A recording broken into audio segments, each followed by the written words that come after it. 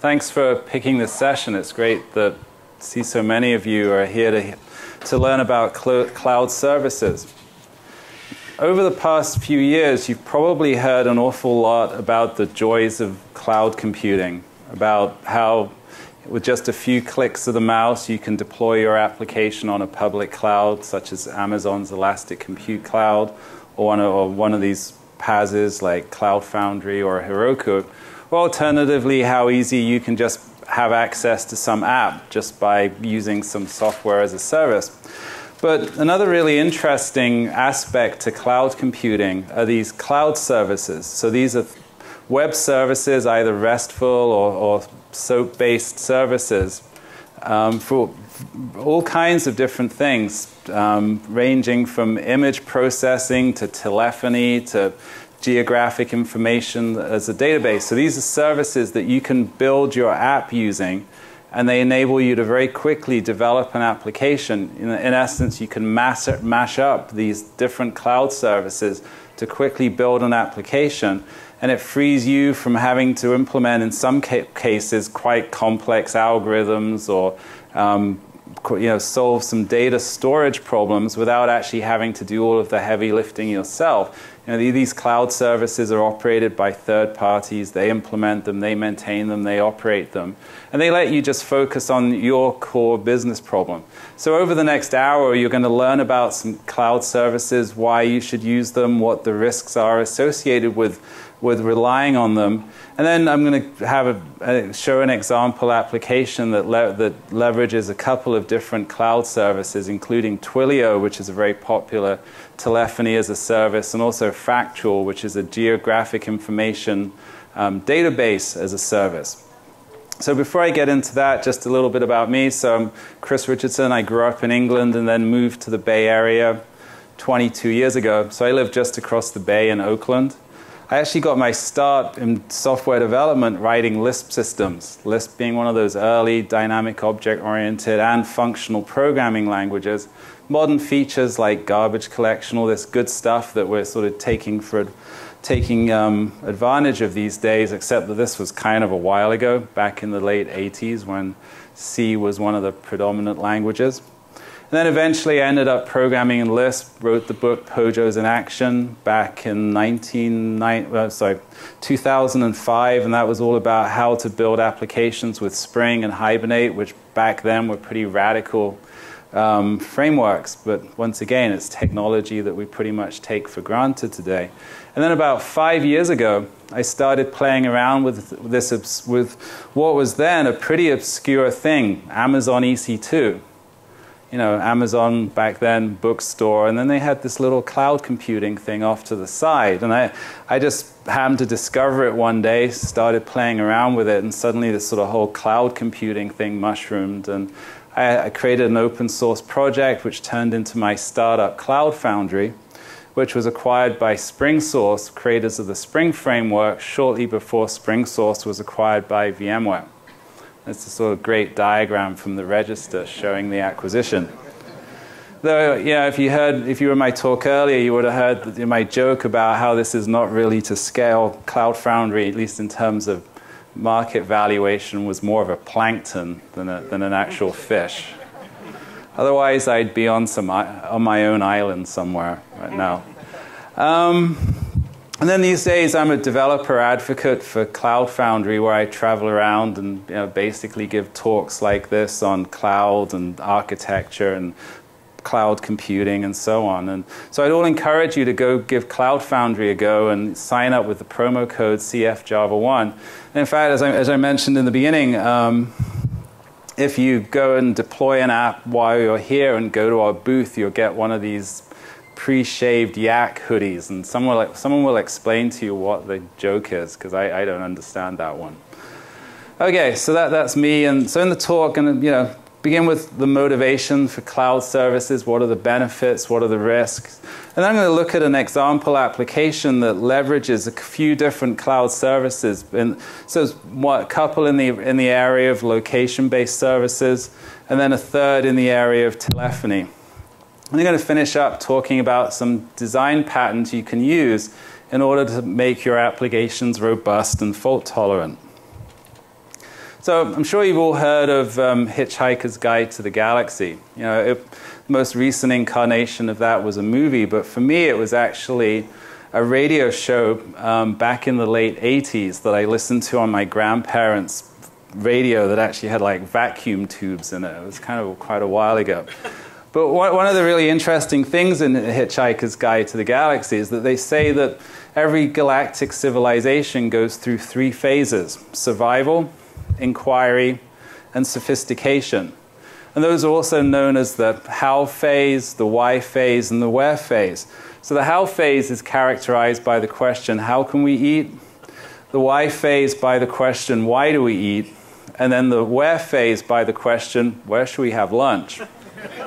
So, you know, if you've actually ever spent time with me, you would know that like food is a big obsession of mine, and sort of where to have lunch is, you know, a big burning question of the day. So I actually, to illustrate some of the cloud service technology, I created this app called VOTEMEETEAT.com. And it really answers 3 critical questions like, what restaurants are nearby? Which of my friends are close by? And where do your friends prefer to eat? And the way it answers that question is actually by using combinations of geographic database as a service and also telephony as a service. And a little later on, I'm going to try and demo the app. So I'd encourage you, if you've got a smartphone, to text register to that phone number, 510-545-9998. Because I'm hoping you're all going to participate in this lunch experiment. So, as I mentioned, the app uses a number of different things. It uses a restaurant database, it uses SMS, and it uses voice calls to actually interact with people, get their restaurant preferences, and so on. Just in case the demo doesn't work, I want to actually show you some of the the key stories from the app. So step 1 is you text register to that phone number, and you get back a registration URL. So the app's into communicating via SMS, and that takes you then to a web page which gets your location, and you can put in it knows your phone number, obviously. You can put in your name, and then you actually vote by calling in, and there's interactive touch tone part of the application. And then finally, the application announces where we're going to meet by texting out to everybody who participated the location of the restaurant. And, you know, did I say you should text register to 510-545-9998?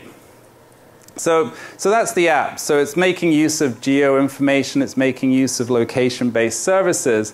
And, you know, at a high level, you can imagine an architecture that looks like this, right? So we've got the app and needs a database to keep track of where your friends are. It's a database of restaurant data, massive sort of real-world data. And then there's this big complicated piece of telephony integration. And some of those pieces are really hard stuff. Restaurant database, that's really a data problem.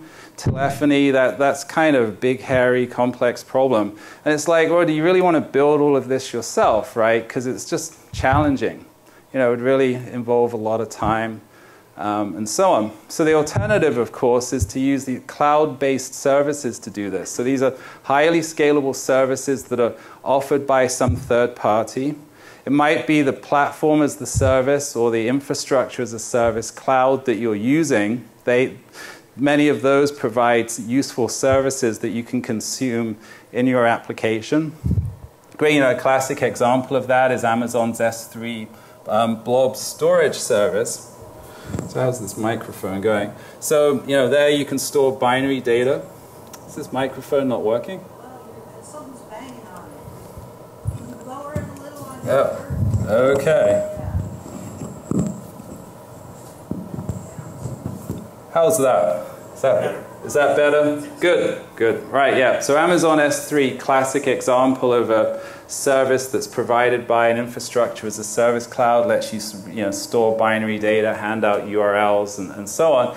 And then there's a large number of these really interesting third-party services that are just web services that are operated by companies who are trying to make money from from offering them. So in terms of, you look at Cloud Foundry, the paths that I'm associated with, that provides things like MySQL and Postgres as a service, Redis and MongoDB as a service, and also RabbitMQ. So those are all services that you can consume in your application. And then when you look at third-party services, if you go to websites such as Programmable Web, you'll see there's this huge number of services that are available, and they're actually increasing exponentially up to over 6,000 services in their database. And they're mostly REST. They're offering primarily a lot of JSON-style interface. And many of these services are processing like 1 billion API calls a day. It's like hugely popular. And they're in a vast, sort of diverse range of areas. So there's like Stormpath that actually offers security as a service. So you can offload the authentication and the authorization part of your application to Stormpath. Alchemy does semantic analysis of documents. You can upload a document and you get back a semantic analysis of it. Xcommerce, that's PayPal, so that's payment APIs. SendGrid, that's email as a service. And then, of course, there's Twilio, the little red icon in the middle, that's telephony as a service. And then you've also got Factual as a service as well. That's a geographic information service as a database. So they're in a vast, sort of diverse range of different areas, and you can just consume these in your application, and there's tremendous benefit to doing that. Obviously it's someone else's headache to develop and operate the service. It lets you focus on your core business problem. You don't have to worry about building this highly scalable service yourself, and it enables you to get up and running very, very quickly. Plus, you've got this elasticity. If you need to scale up, that these services scale on your behalf. You don't have to worry about operating this highly scalable infrastructure. And from a financial point of view, it replaces an upfront cost, which could be large, to just a sort of ongoing kind of pay-per-use model. So that actually is good from a financial point of view, particularly if you're a cash-starved startup. This mic is still not right. How's that? Not good?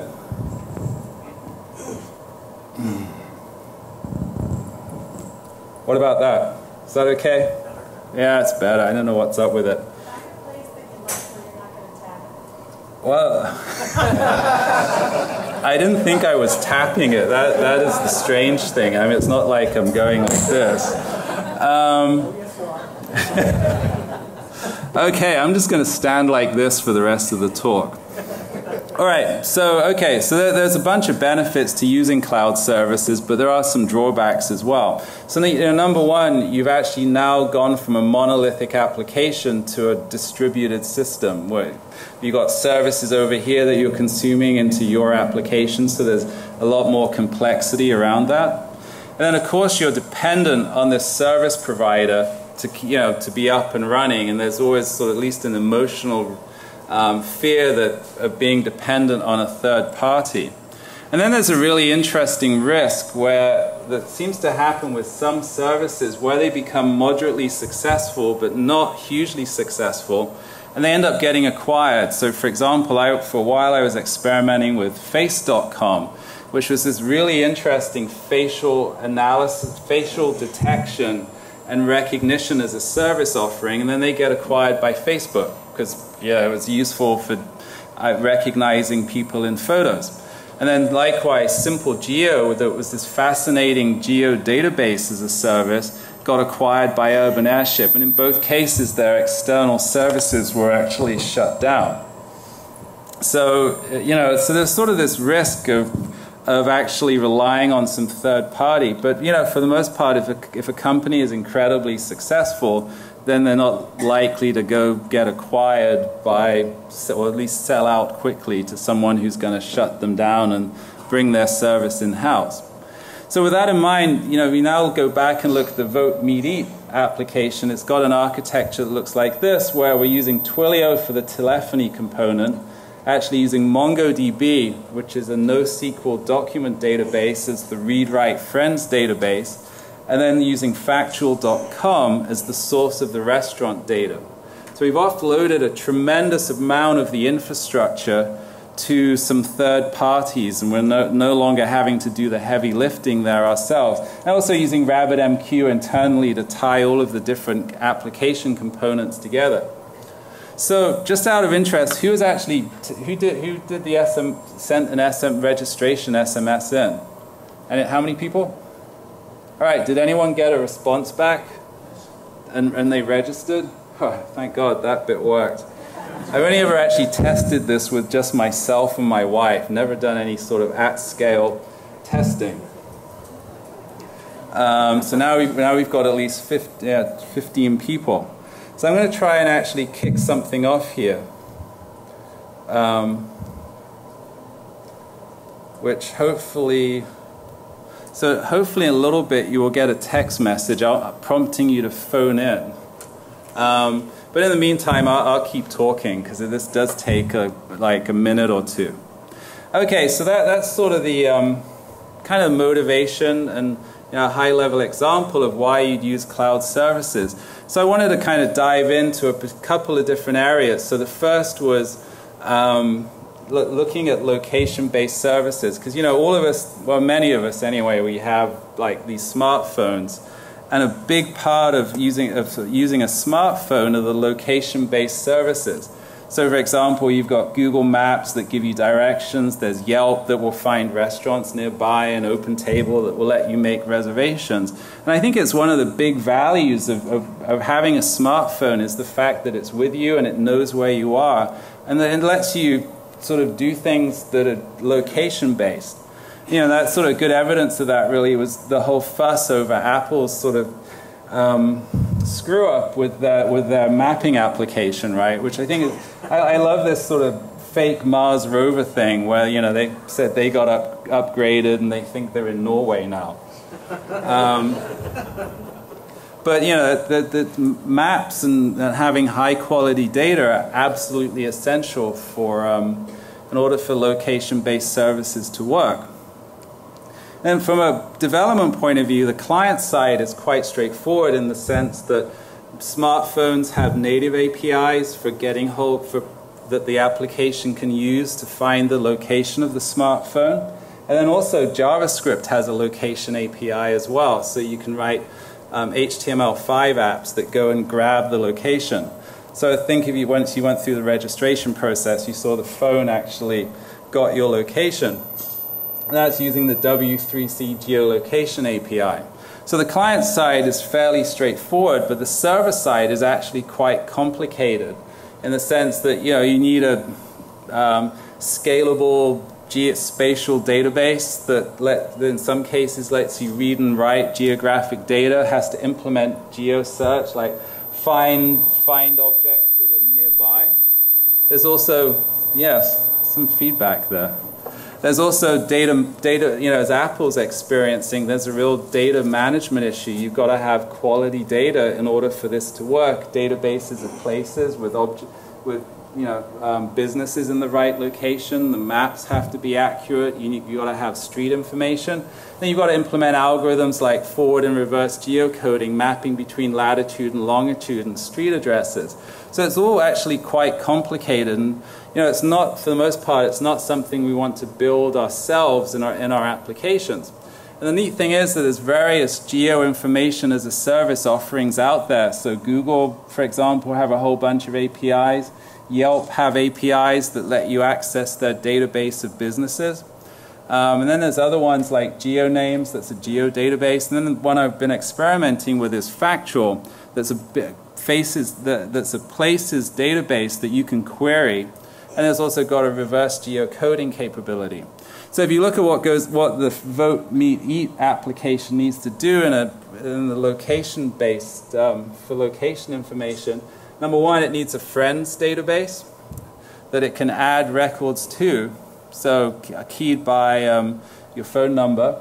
And then you need to be able to do a query to find friends who are near a particular point. So the examples that I'm using here are Scala, but it's sort of not too dissimilar from Java. And then there's also a restaurant database that's a pure read-only API where it's just give me databases that are near a particular location. So give me restaurants that are near a particular location. So if you look at how we're going to implement the friends database, originally I'd actually, that's read-write, and originally I'd used a service that then got acquired, so I sort of the simple Geo service. So I ended up having to modify the application to use MongoDB. Because MongoDB, it's a document-oriented database, and it's fast and it's scalable. But it also has this nice query language that supports location-based queries. So just sort of out of the box, you can have objects that have, you can have documents that have a location attribute, and then you can execute queries that find documents near a particular point. And the other neat thing about it is that it's provided by Cloud Foundry, so I don't actually have to set up the database myself. I can just provision it using Cloud Foundry, and Cloud Foundry is responsible for keeping it up and running. So it truly is a third-party service. So then if we look at, you know, how do you store friend information in the database? So here's an example of a document. So it's got an ID attribute, that's the phone number. It has a name attribute, and then it has a location attribute that's the XY coordinates. So it's pretty, you know, it looks like JSON, and it, for all intents and purposes, Mongo documents really behave as if they're JSON documents. And then a collection of these documents or set of these documents forms a collection that's like a database table. They reside in a database that runs on the MongoDB server. So that's the data model. And then if you look at the code that accesses the database, that's actually built using Spring Data for MongoDB. So Spring Data is this umbrella project at SpringSource of projects that make it easier to write data applications, so that there's a Spring Data for JPA, and then there's Spring Data for various NoSQL databases, including Mongo. One of the things that Spring Data for Mongo provides is a Mongo template that's somewhat like the Spring JDBC template. So it hides all of the boilerplate code that you'd otherwise have to write.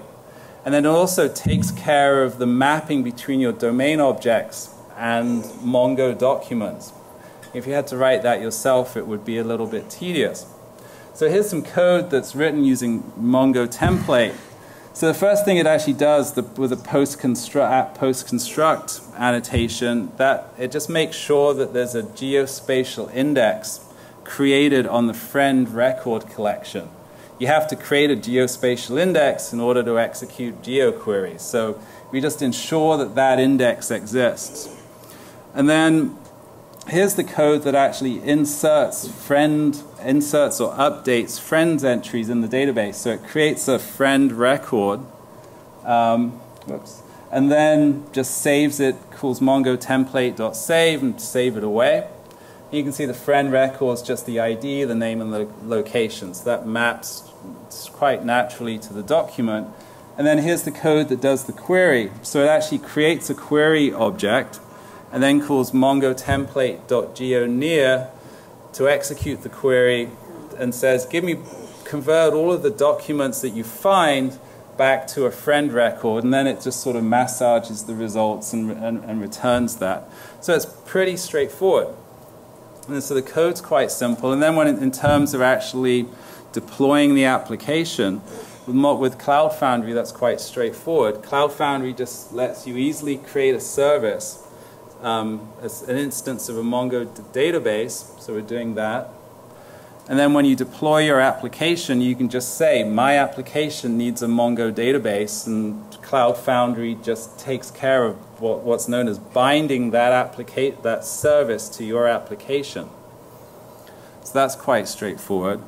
And then in your application, you have to do a little bit of Spring configuration in order to consume that service. So over here we're saying, we're using a Spring 3 profile, which says, when you're running outside of Cloud Foundry, access this Mongo database, but when you're running inside Cloud Foundry, access the database using the cloud namespace MongoDB.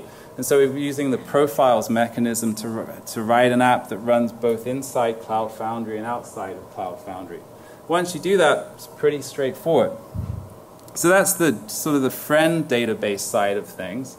And then restaurant database is a little different. Here we're actually consuming a third-party service. And so we're using Factual. So that's a geographic database as a service that just happens to provide a restaurant database that's got about 800,000 entries in it. And you just sort of have it has a pay-per-use model. And so the actual API is REST with JSON, and it uses OAuth for authentication. And basically, it lets you execute queries against this database, like find restaurants near this point, and then do text-based filtering on them, for example, with pagination. And then there's libraries for various languages. So, of course, I'm going to use the Java library here. So here's the implementation of the service. And so the first thing it does with the initialization method, so the actual API that Factual provides is not thread safe. So I'm using a thread local, so each thread has its own copy of this Factual object. And then the find method basically just does a query to find, creates a circle with, that's centered on the location that we're searching around, and it just says, find me 5 restaurants that are within 1 kilometer of this point. So it's pretty straightforward, and we execute the query, so that under the covers is making a HTTP request to the Factual server, and then I'm just massaging the data that I get back and turning it into a list of restaurants. So quite straightforward stuff, but we're actually leveraging this service that's providing us with presumably high quality data. We're not responsible for actually keeping it up, keeping the data accurate. They're doing that, and also their service is presumably highly scalable as well. So we don't, in theory, when our application needs to scale, so will that service as well. So that's quite nice. If we were to implement this ourselves, in theory we could go use Postgres with Geo extensions, but then we'd have to figure out get a source of accurate data and constantly re-import it, keep it up to date, which would be a total headache. So that's the real problem. So with this, it's quite straightforward. Okay, so that's the location-based side of things. And now I want to switch gears and talk about telephony. It's funny, to a large extent, I sort of live in a world where I just send email and I use Twitter and so on, but apparently out in the real world, people are using phones and SMS a huge amount. So there was a survey that was saying the average US teenager was sending or receiving 7 text messages per every waking hour of their day, which to me sounds like a huge ADHD problem, and then actually not actually sure how they're managing to get anything done. Does it drop to 3 when they go to sleep? Yeah. I mean, the numbers are just quite. I mean, it's like, was it 3,400, and that was a year ago. So yeah, just astounding numbers. And people use their mobile phones a lot as well, though the actual number of voice minutes apparently is declining. So we live in a world where telephony and SMS are hugely important. One time I was in London, came across this. So it's like a way of reporting problems with traffic lights. You just text a code, the traffic light ID, and a problem code to a SMS number, and that's their way of getting information about traffic lights. It's kind of a cool little app. And of course, this has been in the news a bit about Google's two-factor authentication, right? Where they will text you a code that you then use in addition to your password. Once again, they're making use of telephony. So there's an awful lot of really interesting uses of telephony. And in the VOTEMEETEAT.com app, there's various different things that it does. So it's using, it has to process registration SMSs, which I think is some of you saw. It sends out SMSs to notify people to vote. And then when people vote, it's actually handling the voice call from users, doing a text-to-speech of all the restaurant options. Press 1 for this restaurant, press 2 for that restaurant. And then it's collecting the digits that you enter via the keypad. So all that touch tone thing as well. So, and then also at the end, it will send out an SMS of the voting results. So hopefully that did work for some of you. Did it work for you? Did you actually able to dial in? Oh. Yeah, I should do it right now. It's okay. It's not rude. In this case. So a lot of different uses of SMS and also voice. So in theory, once again, you could build this yourself. I once worked on a project, this actually sort of sparked my interest. A client had purchased this incredibly expensive Avaya box for like $250,000 that was plugged into the telephone network that let it do all of this kind of stuff. And so, in theory, you can do it yourself, but it's kind of complicated and it's expensive.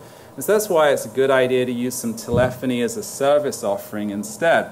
And so there's a few examples of that. You've got Twilio is one, which is sort of my favorite, but there's another one called Tropo. And then I was in India about 3 weeks ago, and someone was using, I think it was text to web. So that was a SMS to HTTP gateway. So I think there's a few of them out there. So if you look at Twilio, so that gives you a REST API for allocating and maintaining phone numbers. It's a REST API for making and receiving phone calls and then sending and receiving SMS messages. And it's pay per use, so you're just paying a monthly fee for each phone number that you allocate. And then you're just paying for each SMS that you're sending or receiving, and you're also paying for each minute of voice calls. And there's a whole bunch of different examples of people who have used that for doing quite interesting things. So if you look at how Twilio interacts with your application, so it's doing all the complicated part of communicating with the phone, and then it's just does a number of things. So one, it is exposing that REST API to your application. So that's one way. You make HTTP requests to it. But then the other thing that's really interesting is that, say, when a SMS message arrives, it actually does makes an HTTP request to the SMS number that to the SMS URL that you've registered with along with that phone number. So it actually does an HTTP GET or an HTTP POST back into your application. And then likewise, if there's an incoming phone call, it does an HTTP GET or POST back into your application. So it's sort of acting as a mediator between the phone and your application, and you're just speaking HTTP to Twilio. So let's look at an example. So, step one in the app was handling the registration SMS messages. So you text register to the Twilio phone, to this number that's hosted by Twilio. So what's actually happening is that I've set it up to do a post to a URL in my application. And one of the URL parameters is the phone number that the SMS is coming from, along with the body of the SMS. And then what my app does is actually respond with what's known as a TWML document. So it's an XML document that tells Twilio how to respond to that SMS. And so here I'm just telling Twilio, just reply with the text to say, to complete registration, go to this URL. And that's it. That's all it takes to actually handle SMS in your application. And the actual little app that's sitting behind this is this one here. I know this is a Java conference, but this is actually it's actually Ruby code. So this is a Sinatra application. So Sinatra is a Ruby DSL for building web applications. And so this is an incredibly simple little app that just says whenever there's a post to this URL, respond with this document, which is it's just a string, and it just responds back. And the reason I picked Sinatra is that it was really simple. In many Java web applications, you'd need more XML just to configure it than you would actually to handle the response. But anyway, you get the idea. So then, in terms of inviting users to vote, that's a matter of sending out SMS messages, and to do that, you're just making a RESTful call to the Twilio API that looks something like this. So the URL is the version, accounts, and then the account ID /SMS/messages. You do a post to that with the from phone number, the to phone number, and then the body parameter that's the actual message of the SMS. And then you've got to have basic authentication on there as well. And then, looking at the Scala code to do that. So a little send SMS message that just calls post to Twilio with the URL fragment and then a map of the request parameters. And then that actually gives you back an XML document that it pulls out the SID that's sort of the ID of the object representing that SMS message. And then here's just a little bit of code that's using a Spring REST template to do the post. And it's got some error handling in there. But we don't need to go into the details of that. Okay, so that's sort of some of the basic SMS handling. And now let's have a look at the voice side of things, which is a little bit more interesting. So when someone phones in to vote, so they're making a phone call to a Twilio number, that's actually doing a post to the URL, voice URL that I registered with the application. So it's literally saying, you've got a phone call from this number. And that's coming into my application, which then responds with another XML document that tells Twilio how to respond. So this one's a little bit more complicated. So the first thing it says is the say verb says, so that's doing text to speech, and it just says, it actually just takes that text and converts it into speech. So you'll hear, Chris would like to meet Neat.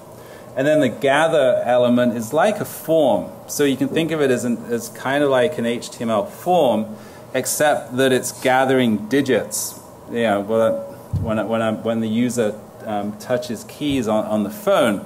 And at the same time, the say elements nested within the body of the gather are getting read as well. So it's going to say, press 1 for this, press 2 for that.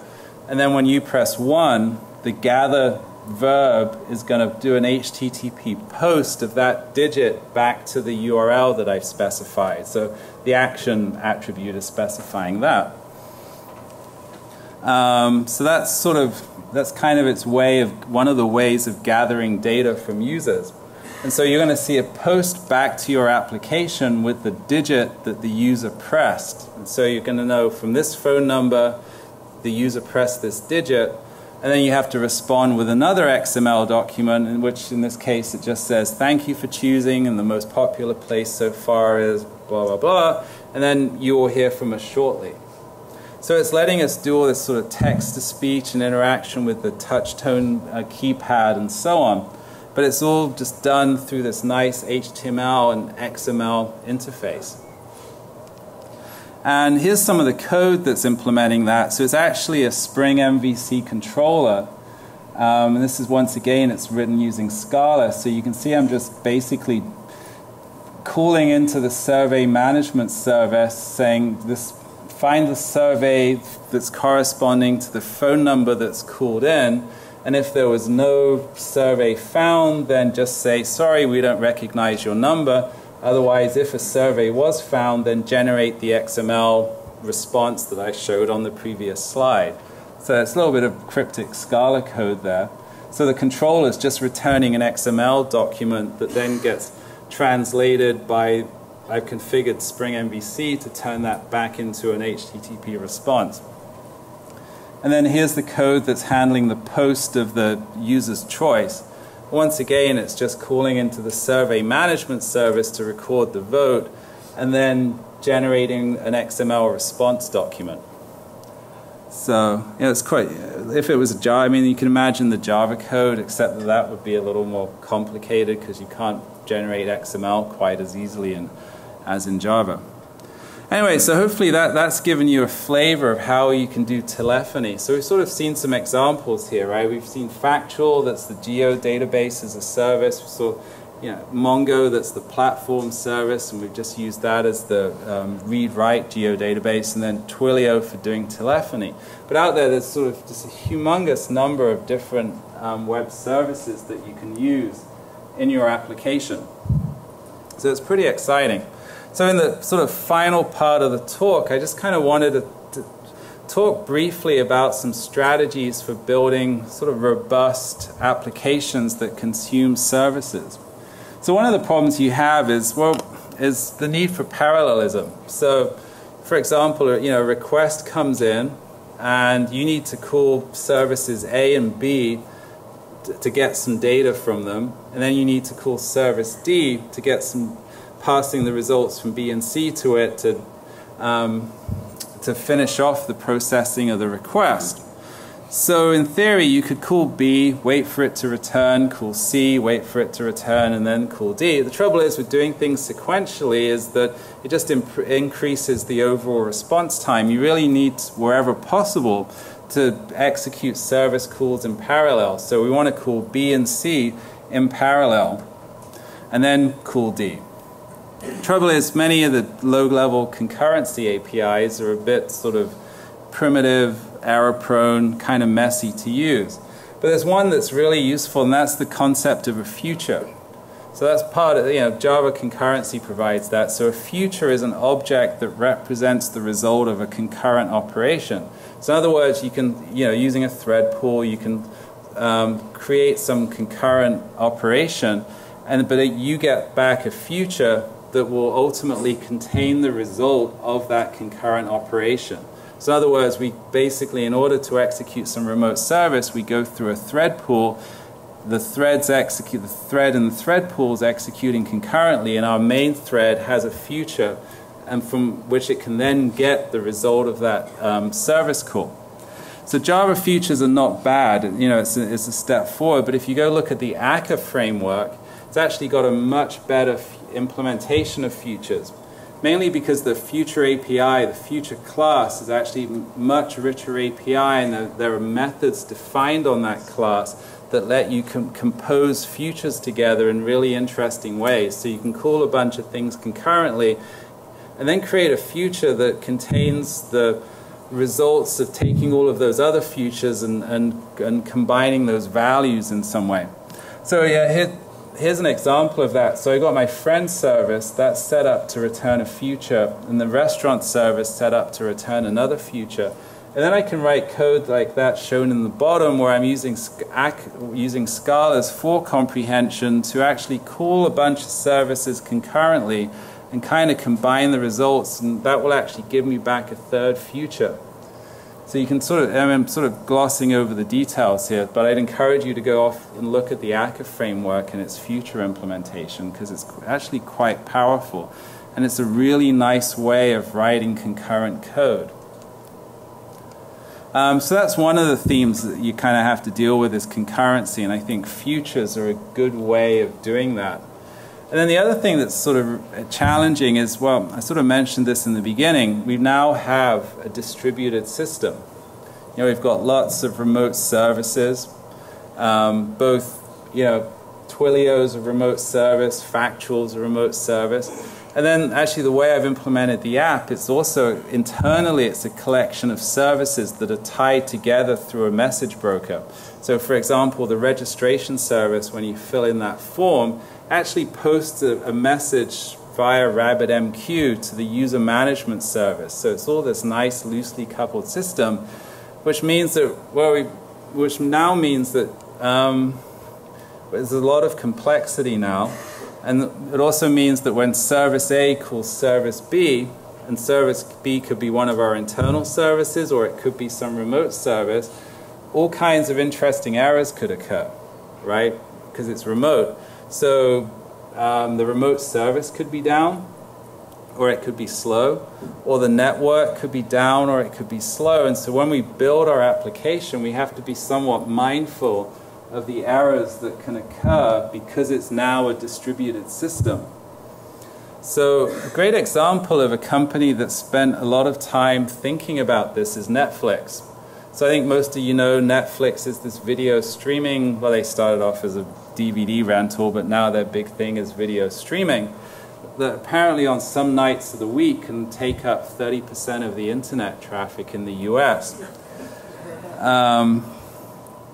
And actually, they're a very cool company. I think it's a good use of bandwidth, actually.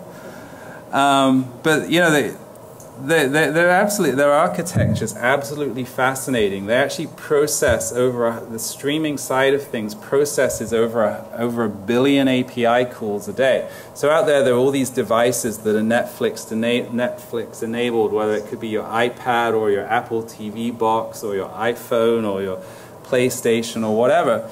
So the streaming is all managed through this API. And then each API call comes in and actually fans out on average to about 6 different back-end services. So you think in total it's a billion API calls a day, which is translating into 6 billion service calls a day. So the scale of their system's phenomenal. And you just imagine that has to operate reliably, right? And there's sort of interesting things that can happen. So if you're, for instance, Tomcat requests are coming in, you have only so many execute threads, right? So if you're calling some back-end service which is down, if you don't do things carefully, you're basically, all of your execute threads are going to be blocked waiting for this back-end service to respond, and it's not going to because it's down for a reasonable length. If it's down for any reasonable length of time, you're very, very quickly going to run out of execute threads within your Tomcat server. And your whole entire site will, within a few seconds, just come grinding to a halt. So you actually have to, they've spent a lot of time coming up with strategies to prevent that from happening. Any sort of excess latency in the system will could just cause their site to come to a grinding halt. So on their blog, it's at techblog.netflix.com, I've got a fascinating series of blog posts about the architecture that they're using. And so there's sort of a number of different patterns that they use. So one of them is simply to use timeouts and retries. So in other words, when service A equals service B, A should never wait forever, because that could cause an execute thread to be blocked indefinitely. So instead, it should just have a timeout. Figure out how, whatever the right number of milliseconds is to wait for B to respond, and if it doesn't, just give up. But then rather than just giving up entirely, what you should do is actually retry, because many of these errors that occur are somewhat transient, so retrying often means that you will succeed. So that's one basic strategy. And then the other thing that they do is whenever service A invokes service B, it doesn't do it directly. It does it via a thread pool that's bounded in size. And the value of that is because the thread pool has a maximum size, that actually limits the number of outstanding requests that A can make to B. So in other words, A is not going to perform any kind of denial of service attack accidentally on B. That it's just going to it's going to be so many outstanding simultaneous requests. So that's sort of a way of kind of implementing it's kind of sort of like a flow control throttling mechanism. And then the other thing that it has is the thread pool has a bounded queue. So you can imagine if B is down, the thread pool will fill up, and then the queue will start filling up. And so in theory, that queue could start growing in an unbounded fashion, which then in essence means that the execute threads are going to be blocked indefinitely. So by actually imposing a maximum size on that bounded queue, it means that you're going to start failing fast after the queue gets to a particular size. So you very quickly detect the fact that something is not right, and then you can sort of recover in the appropriate way. So that's the second thing that they do. And then the third mechanism they use is the circuit breaker pattern.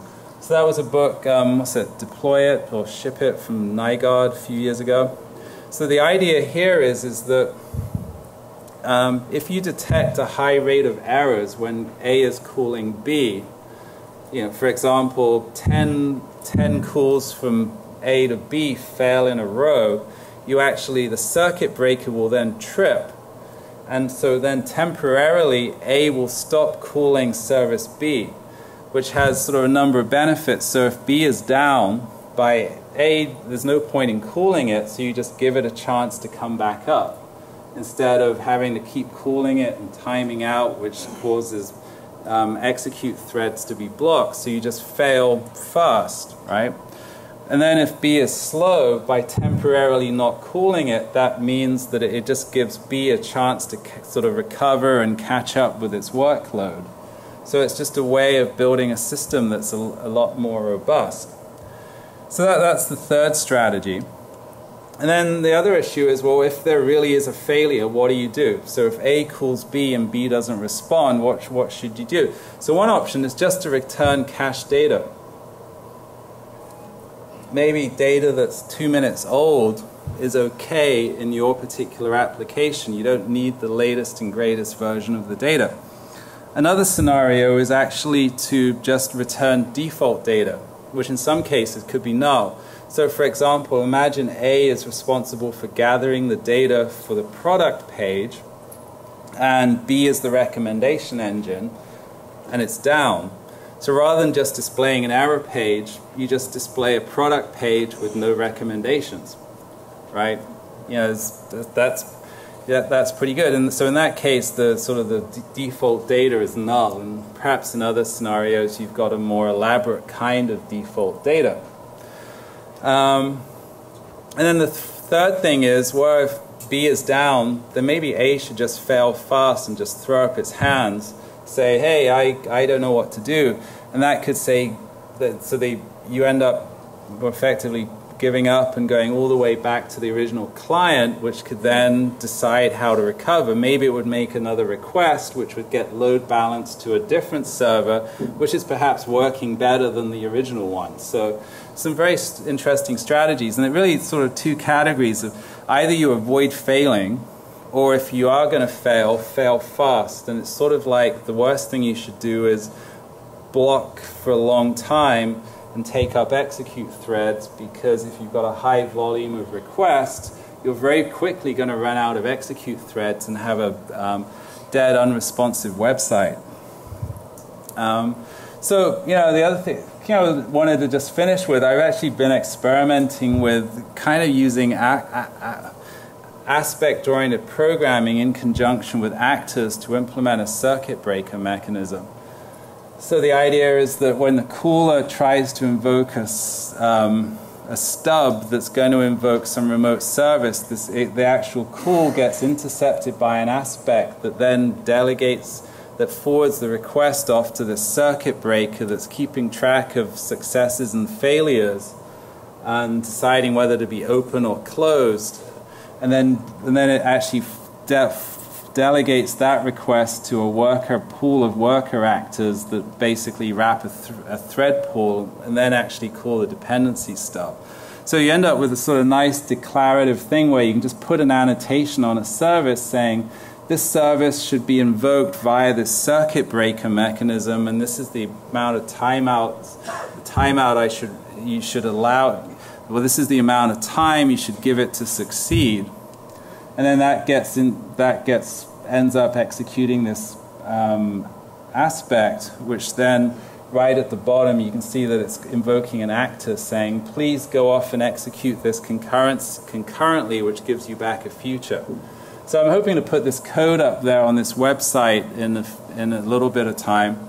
I'm still trying to clean it up. Anyway, so that's my talk, and I hope you found it sort of interesting. So kind of in summary, it's like cloud services are these kind of great, highly scalable services that are operated by some third party, and by using them, it lets you focus on your core business problem. You don't have to implement complex algorithms. You don't have to be responsible for ensuring that you've got the quality of your geographic information database. But there's the risk that the provider that you're using is kind of successful and they end up getting acquired by Facebook, because that kind of sucks.